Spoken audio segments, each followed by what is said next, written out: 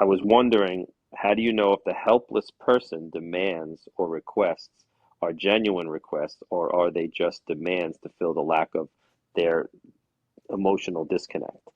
Like, is it what is real?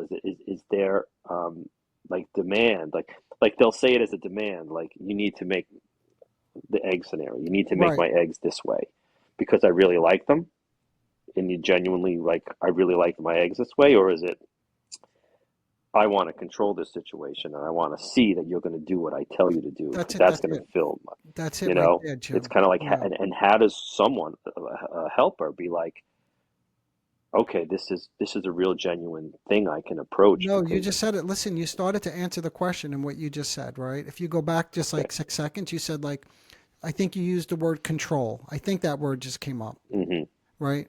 And that's one of the ways. There are a couple of ways you could distinguish between the two, but a genuine request usually leaves room, Jim, for your autonomy. In other words, it respects your limits.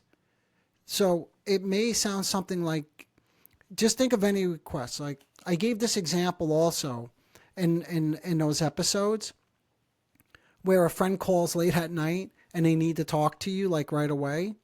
But if it's a genuine request, it would look more like, hey, would you be up to talking a little bit later? Or hey, are you free later today or tomorrow? Or hey, when are you free so that we could talk? Or I know you're busy, right? In other words, it's not emotionally charged.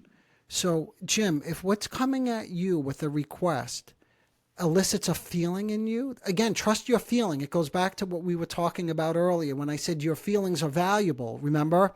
And then I Hmm. went on a bit of a digression about projective identification.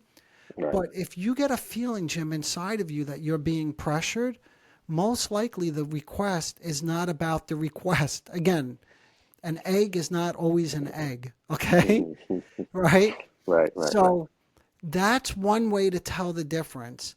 Um, if if they're not respecting your autonomy. And then the true litmus test is what? How are you feeling inside? Are you feeling some kind of projection? I mean, pressure, right? I slipped because it Hmm. could be the projection again, right? Like if you're feeling helpless, she may be feeling helpless because you don't know what just happened to her the night before. And Yeah. maybe nothing happened, but she had a bad dream. And maybe it wasn't even a dream, but it was a fear that her boyfriend was going to leave her. But she can't regulate that. You see, that's the main point. I know we're coming back, but good. It's review is Hmm. always good. If she cannot regulate an intense emotion, it gets put onto you, Jim, you see? And if that's why the true litmus test is, how do I feel when this request comes at me? And if you're feeling pressured or devalued in some sort of way, that could be evidence then that this is not about what it seems, right? Okay. Now, again, for everybody listening, and for you too, Jim, I just want to just distinguish one thing or make it very clear.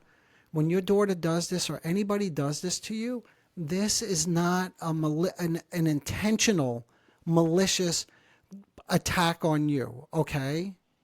This stuff Okay. is often unconscious. She doesn't even know she's doing this. You see what I mean? Like, she doesn't know, Hmm. like, that she's, I hate this word, but like manipulating you into some sort of position. Like, sometimes it could be a little closer to consciousness, by the Yeah, way, yeah, right? yeah. Right. But it's not, let me say, it's not always conscious. Sometimes it And is, yes. and you think it's less conscious overall, Usually it's less conscious, usually. unless to go back when I said this earlier, you're caught up in some sort of dynamic with her where the two of you play out Hmm. certain things and she's the provocateur and you're the helpless one. And then it Hmm. switches when you're giving her the advice or punishing her. Or maybe like when you said your ex-wife gives her an ultimatum. Now she's the Hmm. powerful one and your daughter could be the helpless one. So these things switch. But this is like a dynamic that gets played out. Again, we call that an enactment, but that's a whole nother story.